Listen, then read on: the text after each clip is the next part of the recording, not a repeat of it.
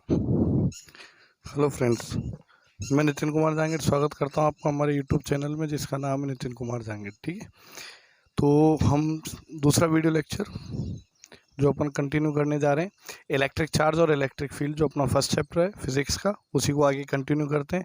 First video lecture में थोड़ा सा क्लियरिटी नहीं थी, तो काफ़ी शिकायतें आई थी। तो अब देखना, आप क्लियरिटी आएगी और आपको समझ में अच्छा आएगा, है ना, क्लियर देखिएगा आप। तो देखो, प्रॉपर्टीज़ ऑफ चार्जेस पढ़ रहे थे। फर्स्ट लेक्चर में मैंने आपको 3 प्रॉपर्टी बताई थी, 1, 2 और 3। तो फर्स्ट प्रॉपर्टी जो मैंने आपको बताई थी कि charge does not depend on velocity, charge does not depend on velocity.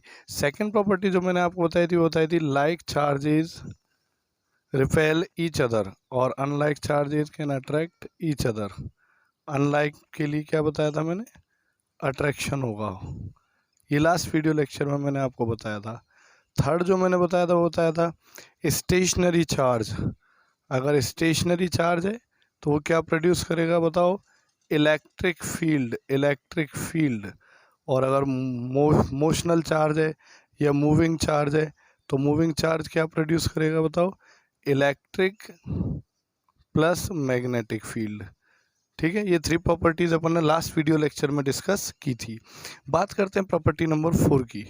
Property number 4 आता है conservation of charge. What do you understand by conservation word? ये वर्ड आप फिजिक्स में पहले भी पढ़ चुके हो, साइंस में 9th 10th में भी आता है, 11th में भी आता है। तो कंजर्वेशन ऑफ चार्ज का मीनिंग क्या है? तो conservation of charge next property है, मतलब चार्ज एक कंजर्व्ड क्वांटिटी है। कंजर्व्ड मतलब क्या हुआ, charge neither be created nor be destroyed, it can transfer from one body to another body. ठीक है, मतलब चार्ज को हम बना नहीं सकते, क्रिएट नहीं कर सकते, डेस्ट्रॉय नहीं कर सकते, बस एक बॉडी से दूसरी बॉडी में हम इसे ट्रांसफ़र कर सकते हैं। ठीक है, अब देखना आप आप अगर स्टैंडर्ड लैंग्वेज में बोलना चाहो तो ऐसे भी बोल सकते हो, जैसे आपके पास ये कोई ऑब्जेक्ट है, ये कोई बॉडी है, इसमें क्या चार्ज है। अब मान लो आपने 10 कूलॉम चार्ज दिया, 10 कूलॉम चार्ज इसको प्रोवाइड किया, है ना। और अगर ये सिस्टम कैसा है, आइसोलेटेड मतलब इलेक्ट्रिकली आइसोलेटेड, मतलब इसके आसपास में और कोई कंडक्टर अवेलेबल नहीं है और कोई इलेक्ट्रिक फील्ड अवेलेबल नहीं है, तो ये एक आइसोलेटेड सिस्टम है।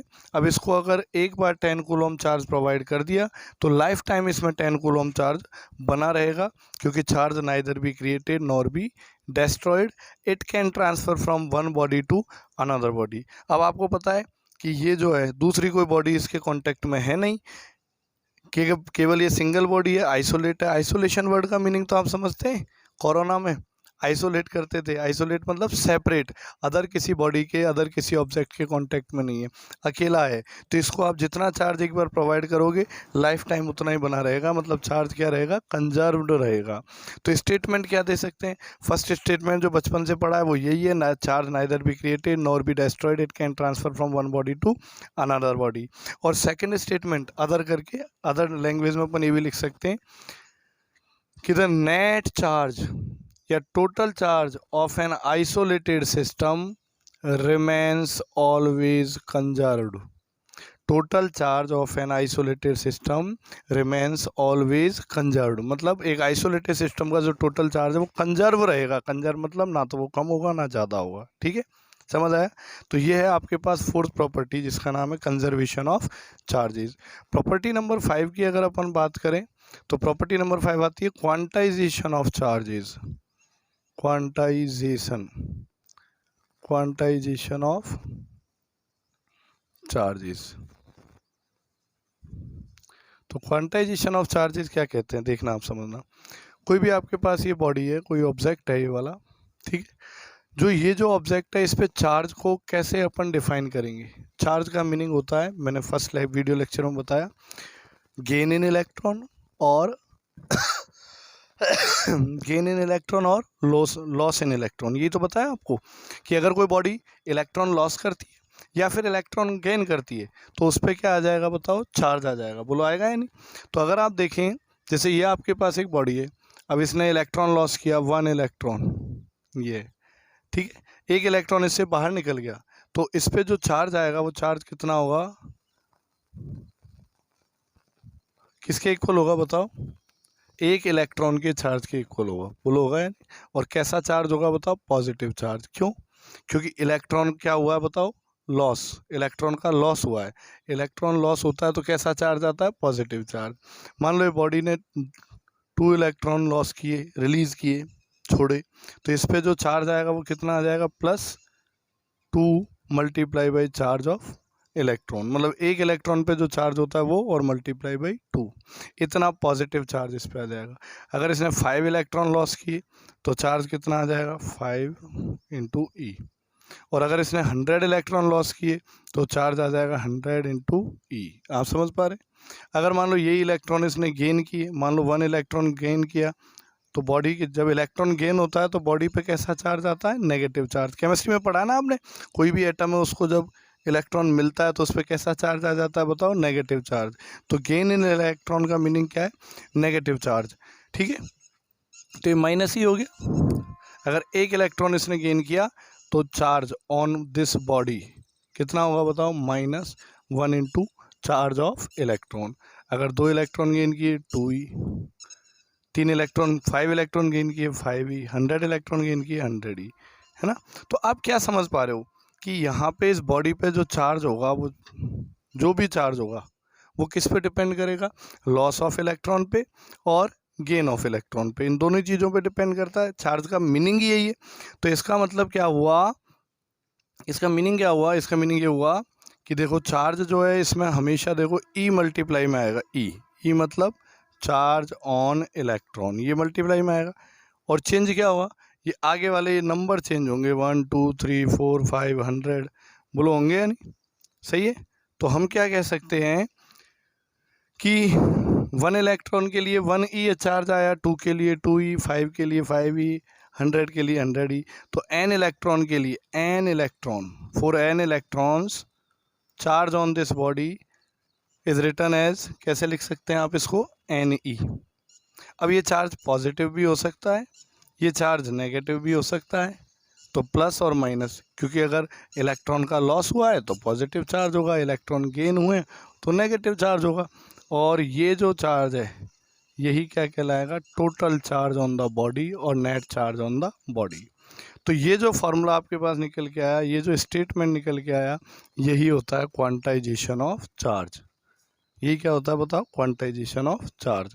कैसे देखना आप, अब स्टेटमेंट क्या है क्वांटाइजेशन ऑफ चार्ज का, जो आप बोर्ड के पैटर्न पे आप लिखोगे एग्जाम में, तो वो स्टेटमेंट क्या एग्जाम में आता है, इंपॉर्टेंट है क्वांटाइजेशन ऑफ चार्ज।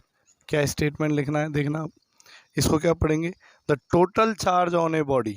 आप चाहो तो देखो, जब भी मैं आपको यहाँ पढ़ाऊँ तो आप एक नोटबुक और पेन लेके बैठा करो, नोटबुक और पेन लेके बैठो, और जो जो चीज़ें मैं बोलता हूँ वो आप राइट डाउन करो। लिखने से ज़्यादा लंबे समय तक याद रहता है, लॉन्ग टाइम तक अगर आपको लर्न रखना है तो लिख लिख के काम करें, समझ समझ के करें। तो फिज़िक्स जो सब्जेक्ट है, ऐसा कहते हैं टफ है, टफ नहीं है फिज़िक्स। फिज़िक्स में है वर्ड्स का मीनिंग समझना, हर एक वर्ड का मीनिंग पता होना चाहिए, हर एक स्टेटमेंट का मीनिंग पता होना चाहिए। अगर हर स्टेटमेंट, हर वर्ड का मीनिंग आपको पता होगा तो फिज़िक्स ऑटोमेटिकली ईजी हो जाएगी। ठीक है, तो मेरे साथ आप बने रहिए। थोड़ा मेरे पास समय कम रहता है और पिछले कुछ दिनों से हम डिस्टर्ब थे। एक तो गर्मी बहुत थी तो वीडियो लेक्चर बनाने में प्रॉब्लम थी, दूसरा मेरे पास सेटअप वगैरह नहीं है, थोड़ा सा समय का अभाव रहता है, टाइम भी शॉर्ट रहता है मेरे पास। दिन भर क्लासेज है, मॉर्निंग टू इवनिंग तक फुल हाउसफुल चलता है, मान के चलो आप। फिर भी मैं सुबह सुबह मॉर्निंग में उठ के आपके लिए ये प्रयास कर रहा हूँ, और बहुत जल्दी सारी चीज़ें अपन कंटिन्यू करेंगे। जो जो आपसे प्रॉमिस किए वो सारे प्रॉमिस, जितने भी वीडियो हैं वो सारे वीडियो में कंटिन्यू करूँगा। ठीक है, और जितनी भी अपनी बीच बीच में वो जो लीव्स आती हैं, संडे वगैरह है, और जो भी लीव्स आएंगी उन सबको नंबर ऑफ़ वीडियो ज़्यादा मिलेंगे आपको। ठीक है, तो बने रहिए मेरे साथ। देखो अब इसका स्टेटमेंट क्या है, द टोटल चार्ज, ये total charge on a body, total charge on a body is equal to the n, क्या है n है 1 2 3 4 5 -1 -2 -3 -4 -5 ऐसे चलेगा। तो ये सब क्या होते हैं, इंटीजर नंबर। मैथ्स में पढ़े हमने इंटीजर नंबर, तो ये इंटीजर नंबर होंगे। n की वैल्यू 1 से लेके इनफाइनाइट कुछ भी आप यहाँ रख सकते हो, प्लस में और माइनस में। तो ये क्या है, इंटीजर नंबर है। ठीक है, तो इसको क्या बोलेंगे, इंटीजर नंबर। और ये मल्टीप्लाई में किसके, ई क्या होती है, एक डेफिनेट क्वांटिटी। ई आप समझना, ई जो है एक डेफिनेट क्वांटिटी है, ई को हम बोलते हैं चार्ज ऑन इलेक्ट्रॉन। क्या बोलते हैं बताओ? Charge on electron. और ये डेफिनेट होता है, फाइनाइट होता है। कितना होता है? 1.6 इंटू 10 की power minus 19 of Coulomb. 1.6 into 10 की पावर माइनस 19 ऑफ कूलॉम होता है। ये डेफिनेट क्वांटिटी है। तो स्टेटमेंट क्या बोलेंगे देखना आप, the total charge on a body, है ना, is equal to the integer multiple of a definite quantity.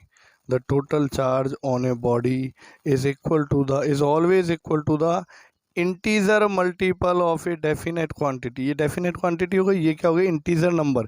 N का मीनिंग क्या है? इंटीजर नंबर, +-1 +-2 +-3 ऐसे चलता हुआ जाएगा, डॉट डॉट डॉट। ठीक है। तो according to quantization of charge, the total charge on a body is always equal to the integer multiple of a definite quantity. This definite quantity is known as charge on electron. तो ये जो definite quantity है वही होगी charge on electron. ठीक है। और इसकी वैल्यू क्या होगी? 1.6 इंटू 10 की पावर माइनस 19 कूलॉम। बोलो होगी या नहीं? और एन जो है वो इस तरह से होगा, +-1 +-2 +-3। ठीक है। अब एन को बोलेंगे क्या? एन एक इंटीजर नंबर है, बट यहाँ किसको रिप्रेजेंट करता है? नंबर ऑफ इलेक्ट्रॉन्स को। नंबर ऑफ इलेक्ट्रॉन गेन और नंबर ऑफ इलेक्ट्रॉन लॉस। आप देख पा रहे हो, एक इलेक्ट्रॉन लॉस हुआ तो 1 ई चार्ज आ गया, 2 इलेक्ट्रॉन हुए तो 2 ई चार्ज आ गया, 5 इलेक्ट्रॉन लॉस हुए 5 ई आ गया। तो ये किसको रिप्रेजेंट करता है? नंबर ऑफ इलेक्ट्रॉन लॉसेज और नंबर ऑफ इलेक्ट्रॉन गेन्स। ठीक है। इस बात को ये रिप्रेजेंट करता है। तो ये स्टेटमेंट आपको ध्यान रखना है, किसको रिप्रेजेंट करेगा बताओ? क्वांटाइजेशन ऑफ चार्ज को। क्या आप बताओ, क्या ऐसे चार्ज पॉसिबल है? +-1.2 ई +-√3 ई +-2/5 ई। क्या ऐसे चार्ज पॉसिबल है? आपको ध्यान रखना है, ऐसे चार्ज पॉसिबल नहीं है।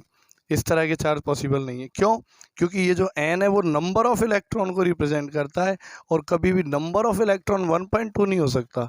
नंबर ऑफ इलेक्ट्रॉन, अगर आप इलेक्ट्रॉन को काउंट कर रहे हो तो कभी इलेक्ट्रॉन 1.2 हो सकते हैं, इलेक्ट्रॉन नंबर ऑफ इलेक्ट्रॉन कभी √3 हो सकते हैं या 2/5 हो सकते हैं, नहीं हो सकते। ध्यान रखना है। फिर भी नाउअडेज अभी जो है कुछ ऐसे पार्टिकल डिस्कवर किए गए जिन पे चार्ज इस फॉर्म में भी होता है, और ऐसे पार्टिकल्स को हम क्वार्क पार्टिकल्स कहते हैं। जैसे 1/3 ई 2/3 ई, ऐसे पार्टिकल मिले हैं जिन पे चार्ज इतना होता है 1/3 ई 2/3, तो उनको हम क्वार्क पार्टिकल बोलते हैं। तो ये जो क्वार्क पार्टिकल है ये अपने बोर्ड के सिलेबस में नहीं है। बोर्ड के सिलेबस में आपको सिर्फ ये ध्यान रखना है, quantization of charge, Q is equal to +-NE, Q is equal to +-NE। तो क्लियर है आपको? ये प्रॉपर्टीज़ पढ़ रहे हैं। प्रॉपर्टीज़ में अपनी 5th प्रॉपर्टी थी क्वांटाइजेशन ऑफ चार्ज, बोर्ड के लिए इंपॉर्टेंट है, आपको ध्यान रखना है। ठीक है। अपने जितने भी वीडियो लेक्चर हैं अभी बोर्ड के लिए तैयार हो रहे हैं। ठीक है। नीट वाले अलग चल रहे हैं 11th क्लास के। 12th क्लास का जो सिलेबस है वो भी नीट के लिए उसकी वीडियो में नहीं बना रहा हूँ, बाद में बनाएंगे। ठीक है। तो देखिएगा आप सभी। अब अपन बात करते हैं किसकी? 7th property. प्रॉपर्टी नंबर 7 जो आती है वो है एडिटिविटी प्रॉपर्टी। एडिटिविटी। तो एडिटिविटी प्रॉपर्टी क्या कहती है आपको? जैसे आपके पास क्या कोई भी एक बॉडी है इस तरीके से, इस बॉडी में डिफरेंट चार्ज यहाँ प्रेजेंट है, Q3 -Q3 और Q4। ठीक है। एक ही बॉडी है, इसमें डिफरेंट चार्ज प्रेजेंट है, Q1 Q2 -Q3 और Q4। बोलो है या नहीं? अब आपसे बोला जाए कि इस बॉडी का नेट चार्ज कितना है, मतलब टोटल चार्ज कितना है, नेट बोल दो या टोटल बोल दो, तो टोटल चार्ज आपको मिलेगा Q1 + Q2 -Q3 और +Q4। इस तरीके से आप नेट चार्ज पता करेंगे या नहीं? अब आप मुझे बताओ क्या किया हमने कि जितने भी चार्ज यहाँ प्रेजेंट है उन सभी का क्या किया? सम किया, सम।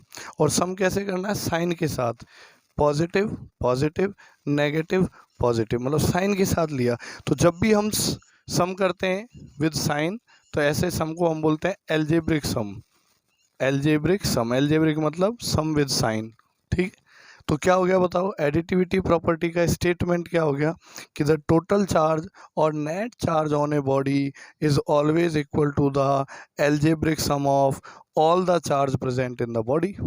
आप लिख सकते हो स्टेटमेंट, नोटबुक लेके बैठे तो क्या बोलेंगे, द टोटल चार्ज और net charge on a body is always equal to the algebraic sum of all the charges present in the body. सही है नहीं, यही है एडिटिविटी, मतलब कैसे अपन ऐड करते हैं चार्जेस को। ठीक है, अब आपसे एक छोटा सा क्वेश्चन पूछा जाए, देखो आप जैसे आपके पास ये बॉडी है, इसमें यहाँ पे 20 कूलम चार्ज है, यहाँ पे 10 कूलम चार्ज है और यहाँ -15 कूलम चार्ज है, तो टोटल चार्ज कितना है, नेट चार्ज कितना है, तो नेट चार्ज कितना हुआ 20 + 10 30, 30 - 15 कितना हो गया 15 कूलम। ये समझ आया आपकी बात। करते हैं नेक्स्ट, ये आपके पास बॉडी है, यहाँ पे 10 कूलम चार्ज है, यहाँ पे -10 कूलम चार्ज है। अब बताओ टोटल चार्ज कितना है या नेट चार्ज कितना है, तो इस बॉडी का जो नेट चार्ज है दोनों का एल्जेब्रिक सम होगा, एल्जेब्रिक सम करेंगे तो कितना मिलेगा 0 कूलम। क्या मिलेगा बताओ 0 कूलम। ठीक है, अब यहाँ से एक अच्छा क्वेश्चन आपके एग्जाम के लिए बनता है कि देखो इसका नेट चार्ज 0 है। अब इस स्टेटमेंट को आप उल्टा लो, अगर किसी बॉडी का नेट चार्ज 0 है तो क्या उस बॉडी में चार्ज प्रेजेंट है या नहीं है ना।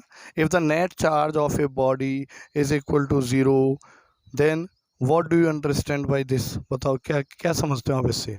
आपको बोल दिया कोई बॉडी है उसका नेट चार्ज 0 है, टोटल चार्ज 0 है, तो क्या उस बॉडी में चार्ज प्रेजेंट है, तो आप क्या आंसर देंगे। आपको लगेगा कि जब चार्ज 0 है तो उसमें चार्ज प्रेजेंट नहीं है। ऐसा नहीं है, बॉडी में चार्ज प्रेजेंट है। ठीक है, अगर किसी भी बॉडी का नेट चार्ज 0 है तो इसका मीनिंग ये नहीं है कि उस बॉडी में चार्ज नहीं है, उस बॉडी में चार्ज है। कैसे एक आंसर क्या देंगे कि उसमें चार्ज प्रेजेंट है, लेकिन जितने अमाउंट में पॉजिटिव चार्ज है उतने अमाउंट में नेगेटिव चार्ज है, मतलब पॉजिटिव चार्ज और नेगेटिव चार्ज दोनों ही इक्वल अमाउंट में हैं। बोलो है या नहीं, पॉजिटिव और नेगेटिव चार्ज दोनों ही इक्वल अमाउंट में प्रेजेंट है, इसलिए नेट चार्ज क्या है बताओ 0। समझ आया, कोई दिक्कत। तो आपसे पूछा जाए कि कोई भी बॉडी है उसका नेट चार्ज अगर 0 है तो क्या उसमें चार्ज है, बोले हाँ चार्ज प्रेजेंट है, लेकिन जितना पॉजिटिव चार्ज प्रेजेंट है उतना ही नेगेटिव चार्ज प्रेजेंट है। ये आपको ध्यान रखना है। क्लियर है या नहीं। तो ये था आपके पास प्रॉपर्टीज ऑफ चार्जेस जो आप पढ़ रहे थे, प्रॉपर्टीज ऑफ चार्जेस आपने पढ़ी। इसके बाद नेक्स्ट अपन लेते हैं methods of charging. Next topic आपका आएगा methods of charging of a body,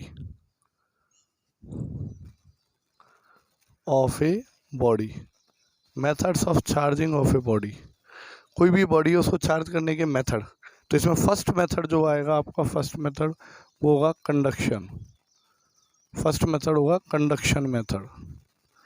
conduction का मीनिंग क्या है देखो, आप पहले मीनिंग समझें फिर अपन स्टेटमेंट लेंगे। देखना हमने क्या किया, एक ये चार्ज बॉडी ली, पॉजिटिवली चार्ज बॉडी, एक हमने ये ली अनचार्ज बॉडी, ये अनचार्ज है, और ये कैसी बॉडी है बताओ, चार्ज बॉडी है।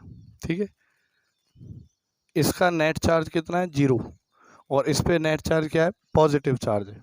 अब क्या करें, अगर दोनों को कांटेक्ट में रख दें, आप दोनों बॉडीज को ऐसे कांटेक्ट में रख दो, यूँ कांटेक्ट में रखा, जैसे ही आप दोनों कंडक्टर बॉडीज को कांटेक्ट में रखोगे तो चार्ज जो है चार्ज ट्रांसफर होता है, चार्ज इस बॉडी में से इस बॉडी में चला जाता है नहीं, बोलो होता है नहीं। अब एक बॉडी में आपने देखा होगा जनरली घर पे, आप एग्जांपल ले लो, जैसे आपके पास घर में प्लग है, प्लग में स्विच ऑन करो, प्लग में क्या रहता है चार्ज रहता है, लेकिन वो चार्ज एयर में लीक नहीं होता है, बाहर नहीं आता है। लेकिन जब आप कोई वायर, कंडक्टर वायर उस प्लग में टच कराते हो तो उस वायर में करंट फ्लो होने लगता है, मतलब चार्ज फ्लो होने लगता है नहीं। तो होता क्या है कि जब एक कंडक्टर बॉडी दूसरी कंडक्टर बॉडी के कांटेक्ट में आएगी तो दोनों में क्या होगा, चार्ज जो है वो डिवाइड हो जाता है, ये डिस्ट्रीब्यूट हो जाता है ना, उनकी साइज़ के अकॉर्डिंग। तो आप देखना कंडक्शन मेथड क्या है कि एक अनचार्ज बॉडी है, इस अनचार्ज बॉडी को एक चार्ज बॉडी के कांटेक्ट में लाना है, एक अनचार्ज बॉडी है, अनचार्ज बॉडी को चार्ज बॉडी के कांटेक्ट में लाकर चार्ज करना। समझ रहे हो, जब एक अनचार्ज बॉडी को चार्ज बॉडी के कांटेक्ट में लाया जाता है तो ये अनचार्ज बॉडी भी क्या हो जाती है बताओ, चार्ज हो जाती है। ठीक है, यही मेथड क्या होता है कंडक्शन मेथड, क्योंकि हम क्या पढ़ रहे हैं मेथड्स ऑफ चार्जिंग। चार्जिंग कैसे करें, चार्ज कैसे करें। तो अनचार्ज बॉडी को हमने चार्ज कैसे किया कि अनचार्ज बॉडी को चार्ज बॉडी के कांटेक्ट में लेके आए और ये भी क्या हो गई बताओ, चार्ज हो गई। बोलो हुई या नहीं, सही है। तो कंडक्शन मेथड में क्या होगा, समझ आया आपके। देखो, it is the method of, it is the process या method, it is a method of charging, है ना, by which an uncharge body, है ना, समझ पा रहे हो आप, an uncharge body comes in the contact of a charged body and it becomes charged। Okay, clear होता है नहीं। तो ये है आपके पास कंडक्शन मेथड। कंडक्शन मेथड में क्या करते हैं अपन, क्लियर हो गया, अनचार्ज बॉडी को चार्ज बॉडी के कांटेक्ट में लाए तो ये भी चार्ज हो गई। अब इस पे बेस्ड कुछ क्वेश्चन, कुछ प्रॉब्लम्स आएंगी आपने। जैसे मान लो कि आपके पास दो ये कंडक्टर स्फीयर है, मेटल के बने हुए, और दो कंडक्टर स्फीयर हैं, ठीक है। ये सब कुछ इनका सेम है, आइडेंटिकल है। ये आइडेंटिकल का मीनिंग साइज भी सेम है, सेम मटेरियल के बने हुए हैं, रेडियस सेम है, समझ गया आप। तो एक में मान लो यहाँ पे चार्ज है 20 माइक्रोकूलम और एक ये वाला, ये अनचार्ज है, इस पे चार्ज कितना है 0 माइक्रोकूलम।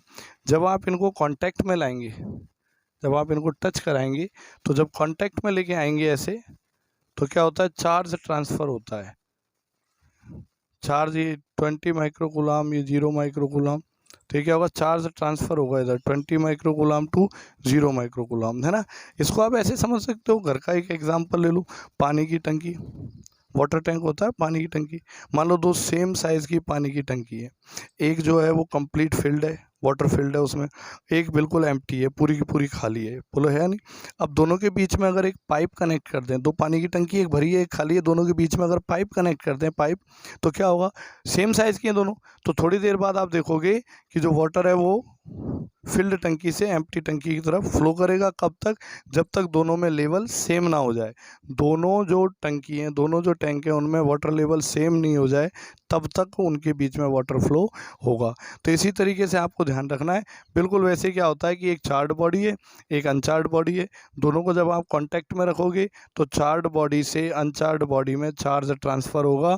और ये कब तक होगा बताओ, जब तक दोनों बॉडी पे चार्ज सेम ना हो जाए। अब जब आप इनको अलग अलग करोगे तो इस बॉडी पे कितना चार्ज मिलेगा, 10 माइक्रोकूलम, और इस बॉडी पे भी कितना चार्ज मिलेगा बताओ, 10 माइक्रोकूलम। तो दोनों पे अब इक्वल हो गया, हुआ है नहीं।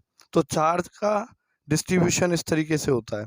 अब ये इक्वली क्यों हुआ, क्योंकि दोनों बॉडी क्या थी, आइडेंटिकल थी, सेम मटेरियल की बनी थी, सेम साइज की बनी थी, इसलिए क्या हुआ, इक्वल चार्ज डिस्ट्रीब्यूशन अपना हुआ।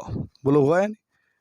और आप देखो एक चीज़ और, इस प्रोसेस में चार्ज क्या रहेगा, कंजर्व रहेगा। कंडक्शन प्रोसेस में चार्ज कंजर्व, चार्ज तो हमेशा ही कंजर्व रहता है, प्रोसेस चाहे कोई भी हो। कैसे, बिफोर कम्स इन कांटेक्ट, जब ये कांटेक्ट में नहीं आती हैं उससे पहले नेट चार्ज कितना है, नेट चार्ज टोटल चार्ज, तो फर्स्ट बॉडी पे 20, सेकेंड बॉडी पे 0, कितना आया 20 माइक्रोकूलम। और कांटेक्ट में लाकर फिर हटा दिया, अब बताओ नेट चार्ज कितना आया, तो अब भी नेट चार्ज 10 + 10 कितना आया बताओ 20। तो टोटल चार्ज हमेशा क्या रहेगा बताओ, कंजर्व रहेगा। तो हम क्या कह सकते हैं, total charge of A system, अब ये सिस्टम बन गया, सिस्टम टू बॉडीज, दो बॉडीज का एक सिस्टम बन गया, है ना, कि total charge of A system is always remains conserved. ये पहले जितना था बाद में भी उतना ही है, बस क्या हुआ कि चार्ज जो है वो ट्रांसफ़र हो गया one body to another body. तो कंजर्वेशन ऑफ चार्ज की, चार्ज का स्टेटमेंट यही तो बताया था मैंने आपको, charge neither be created nor be destroyed, it can transfer from one body to another body. Clear है या नहीं, है उतना ही, अमाउंट उतना ही है, ना तो क्रिएट हुआ ना डिस्ट्रॉय हुआ, लेकिन एक बॉडी से दूसरी बॉडी में ट्रांसफ़र हो गया। तो कंडक्शन मेथड क्या कहता है कि जब आप एक अनचार्ज बॉडी को चार्ज बॉडी के कांटेक्ट में लेके आओगे, एक अनचार्ज बॉडी को चार्ज बॉडी के कांटेक्ट में लाओगे, तो वो अनचार्ज बॉडी भी चार्ज हो जाएगी। यही प्रोसेस क्या कहलाता है, कंडक्शन, यही मेथड होता है कंडक्शन, ठीक है। तो चार्जिंग बाई कंडक्शन, क्लियर है या नहीं। किसी भी बॉडी को चार्ज करना है कंडक्शन मेथड से, तो ये अपना प्रोसेस होगा, क्लियर है। सेकंड जो मेथड आता है वो आपके पास मिलता है आपको फ्रिक्शन, ये आप पहले अपन लेते हैं इंडक्शन, कंडक्शन से पहले, कंडक्शन के बाद अपन सेकंड मेथड लेते हैं इंडक्शन। इंडक्शन क्या होता है, इंडक्शन मेथड, है ना, पहला तो कंडक्शन ले लिया, दूसरा इंडक्शन। इंडक्शन मेथड क्या है इसको समझना है आपको। तो इंडक्शन में क्या होगा, प्रोसेस यही होगा। करना क्या है, इसमें एक अनचार्ड बॉडी लेनी है, एक चार्ड बॉडी लेनी है। अब अनचार्ड बॉडी को चार्ड बॉडी के कांटेक्ट में नहीं लाना है, अनचार्ड बॉडी को चार्ड बॉडी के कांटेक्ट में नहीं लाना। बस ये स्टेटमेंट समझे, छोटी छोटी बातें समझे, डेफिनेशन अपने आप बन जाएगी, है ना। तो देखो आप, अनचार्ड बॉडी को चार्ड बॉडी के कांटेक्ट में नहीं लाना है और फिर भी अनचार्ड बॉडी को क्या करना है, चार्ड करना है। तो ये मेथड क्या कहलाता है बताओ, इंडक्शन, है ना। It is a method of charging of, क्या बोलेंगे, it is a method of charging of an uncharged body without bringing it in the contact of a charged body। समझ आया। It is a method of charging of an uncharged body without bringing it in the contact of a charged body। Charge body के contact में नहीं लाना है और इसको charge करना है। तो यही प्रोसेस क्या होगा बताओ, इंडक्शन होगा। कैसे करें, तो देखिए आप मेथड देखिए, स्टेप बाय स्टेप आपको बताते हैं। हमने क्या किया, एक अनचार्ज बॉडी ली। अनचार्ज बॉडी, इसका मीनिंग होता है कि इस पर नेट चार्ज, टोटल चार्ज कितना है बताओ, ज़ीरो। एक अनचार्ज बॉडी है जिसका नेट चार्ज कितना है बताओ, ज़ीरो। अब इस अनचार्ज बॉडी को हम एक इंसुलेटिंग स्टैंड पे रखते हैं, इसे एक इंसुलेटिंग स्टैंड पे रख दिया। स्टैंड कैसा है बताओ, इंसुलेटिंग। क्यों यूज़ लेते हैं हम इंसुलेटिंग स्टैंड, इसलिए कि ये जो बॉडी है इसमें चार्ज जो है, चार्ज का डिस्ट्रीब्यूशन ना हो, या ऐसा मान लो कि चार्ज चेंज ना हो इसका। क्योंकि अगर मान लो ये किसी चार्ज बॉडी के कांटेक्ट में आ गई तो चार्ज डिस्ट्रीब्यूशन चेंज हो जाएगा, इसका जो नेट चार्ज है वो चेंज हो जाएगा। इसलिए हम इसको इंसुलेटिंग स्टैंड पे रखते हैं ताकि चार्ज ट्रांसफ़र नहीं हो कहीं भी, ना तो बाहर से चार्ज इसमें आए ना इससे चार्ज बाहर जाए, ठीक है। तो हमने एक अनचार्ज बॉडी ली जिसका नेट चार्ज क्या है, जीरो। ये फर्स्ट स्टेप हो गया। अब नेट चार्ज जीरो का मीनिंग क्या है, अभी बताया था थोड़ी देर पहले। अगर नेट चार्ज जीरो है इसका मीनिंग ये नहीं है कि इस बॉडी में चार्ज नहीं है, इसका मीनिंग ये है कि जितना इसमें पॉजिटिव चार्ज है उतना ही इसमें नेगेटिव चार्ज है। जितना इसमें पॉजिटिव चार्ज प्रेजेंट है उतना ही नेगेटिव चार्ज प्रेजेंट है। बताया था इक्वल अमाउंट में पॉजिटिव और नेगेटिव चार्ज प्रेजेंट है तो नेट चार्ज कितना रहेगा बताओ, ज़ीरो रहेगा। क्लियर होता है नहीं। अब सेकंड स्टेप में हम क्या करते हैं, यही आपके पास बॉडी है इसी तरीके की, ये वाली सेम। अब सेकंड स्टेप में क्या करते हैं, एक चार्ज बॉडी लेते हैं। मान लो ये पॉजिटिवली चार्ज, आप एज्यूम करें कि एक पॉजिटिवली चार्ज बॉडी ली। अब ये जो पॉजिटिवली चार्ज बॉडी आपने ली, इसको क्या किया, इस अनचार्ज बॉडी के पास में रखा। कांटेक्ट में नहीं लाना है, मैंने क्या बोला, इंडक्शन मेथड में क्या करना है, विदाउट कांटेक्ट, कांटेक्ट में नहीं लाना है चार्ज बॉडी और अनचार्ज बॉडी को। तो कांटेक्ट में नहीं लाएंगे, इसके पास में रखेंगे यहाँ, ठीक है। तो आपने जब चार्ज बॉडी को इसके पास में रखा तो लॉ ऑफ अट्रैक्शन और लॉ ऑफ रिपल्सन, आप देखें लॉ ऑफ अट्रैक्शन क्या कहता है कि इसमें जितना भी नेगेटिव चार्ज है वो इस पॉजिटिव चार्ज से अट्रैक्ट होगा। अट्रैक्ट होने की वजह से वो इधर अट्रैक्शन फोर्स की वजह से वो इस सरफेस पे जमा हो जाएगा या नहीं। और लॉ ऑफ रिपल्सन क्या कहता है कि जितना भी पॉजिटिव चार्ज होगा वो रिपल्सन की वजह से इधर जमा हो जाएगा, अपोजिट सरफेस पे जमा हो जाएगा। बोलो हो जाएगा या नहीं, क्लियर है। तो आप देखिएगा ये तो था आपका लॉ ऑफ अट्रैक्शन की वजह से नेगेटिव चार्ज अट्रैक्ट होगा और रिपल्सन की वजह से पॉजिटिव चार्ज आपका रिपेल होगा, तो वो इस सरफेस पे जमा हो जाएगा। तो इसका मतलब जो नेगेटिव और पॉजिटिव चार्ज हैं वो इस स्फीयर के अंदर जो है वो सेपरेट हो जाएंगे या नहीं। ये सेकंड स्टेप हो गई। फिर अपन थर्ड स्टेप में क्या करें, थर्ड स्टेप में क्या करेंगे, ये जो स्फीयर है, ये जो बॉडी है, इसको अपन क्या कर देंगे, अर्थ कनेक्ट। देखो ये जो सिंबल होता है आपका, ये वाला सिंबल, ये किसका है बताओ, earth connect. You know earthing, earth connect या अर्थिंग का सिंबल है, ठीक है। तो हम क्या करते हैं कि ये जो सरफेस है इस सरफेस को अर्थ कनेक्ट कर देते हैं। और आपको पता होना चाहिए जो हमारी अर्थ है, अर्थ वो चार्ज की भूखी है। कहीं से भी चार्ज मिल जाए, कैसा भी चार्ज मिल जाए, चार्ज को वो खा जाती है, ऐसा मान के चले। समझ रहे हो, कहीं भी करंट आ रहा है, कूलर में करंट आ रहा है, कूलर में बहुत तेज़ करंट आ रहा है लेकिन नीचे अर्थ है, नीचे सरफेस है, सरफेस में करंट नहीं होता या बहुत कम होता है। अगर वहाँ गीला वीला नहीं है, सूखा है, तो सरफेस में नीचे जो अर्थ सरफेस है उसमें करंट नहीं होता है।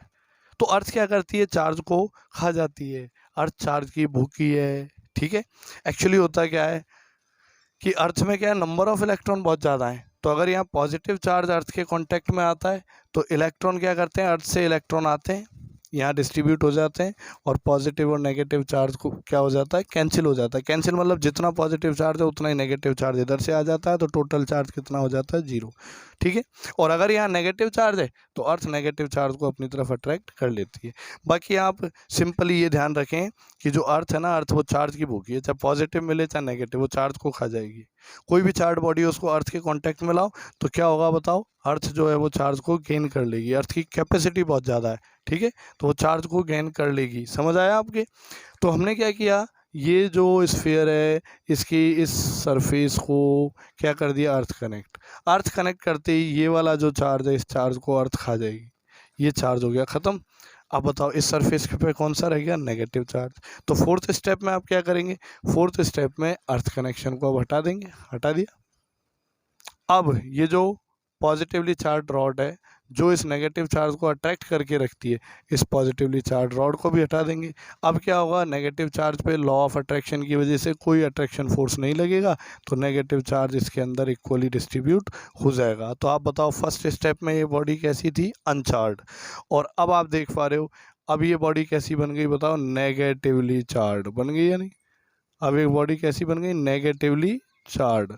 तो हमने क्या किया बताओ, एक अनचार्ड बॉडी को चार्ड कर दिया। कैसे, without bringing it in the contact of a charged body. यहाँ जो चार्ड बॉडी थी उसके कॉन्टैक्ट में हम नहीं लेकर आए, नहीं लेकर आए।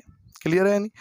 अब जरूरी नहीं है कि ये हमेशा नेगेटिवली चार्ड होगी, ये पॉजिटिव चार्ज भी आप बना सकते हो। अभी आपने देखा इस तरह का प्रोसेस था ऐसा, तो आपने क्या किया था, इसको ऐसे, ये कॉन्टैक्ट में नहीं लाना है इसको, चार्ड बॉडी को।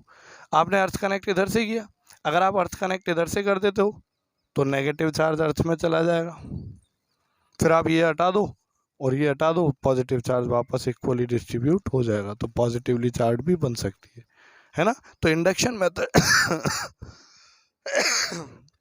इंडक्शन मेथड से आप ये जो है नेगेटिवली चार्ज बॉडी बना सकते हो, पॉजिटिवली चार्ज बॉडी बना सकते हो। तो एक्चुअल मीनिंग क्या है, कंडक्शन में हम क्या करते हैं, कंडक्शन में अनचार्ज बॉडी को चार्ज बॉडी के कांटेक्ट में लाते हैं, और इंडक्शन में हम क्या करते हैं, इंडक्शन में अनचार्ज बॉडी को चार्ज बॉडी के कांटेक्ट में नहीं लाते, फिर भी उसे चार्ज कर देते हैं। ठीक है। एक और आता है चार्जिंग बाय फ्रिक्शन, वो नेक्स्ट वीडियो लेक्चर में लेंगे। अभी मैं लेट हो रहा हूँ, मुझे आगे क्लास के लिए जाना है, तब तक के लिए आप देखते रहिए। और आज की वीडियो लेक्चर बताइए क्लियरिटी है या नहीं, आपको साफ दिखाई दे रहा है या नहीं, और पढ़ने में मज़ा आया या नहीं। थोड़ा सीरियस था मैं, सुबह का टाइम है मॉर्निंग में, तो एंटरटेनिंग नहीं हो पाया। बाकी आपको पढ़ने में मज़ा आया या नहीं मुझे कमेंट करके ज़रूर बताइएगा, इंतज़ार रहेगा। ठीक है। और आप सब लोग हमारे चैनल को सब्सक्राइब ज़रूर कर लें, ताकि आने वाले जितने भी वीडियो लेक्चर हैं उनका नोटिफिकेशन आपको मिलता रहे। और अगर आप रेगुलर भी नहीं पढ़ रहे हैं तो जहाँ भी आप पढ़ रहे हैं वहाँ जिन टॉपिक्स में डाउट है उन टॉपिक्स को आप यहाँ से क्लियर कर सकते हैं। मैं आपके लिए अच्छा प्रयास करूँगा, बेस्ट प्रयास करूँगा। तो जुड़े रहिए मेरे साथ, बने रहिए और इंतज़ार कीजिए अगले वीडियो का। धन्यवाद दोस्तों।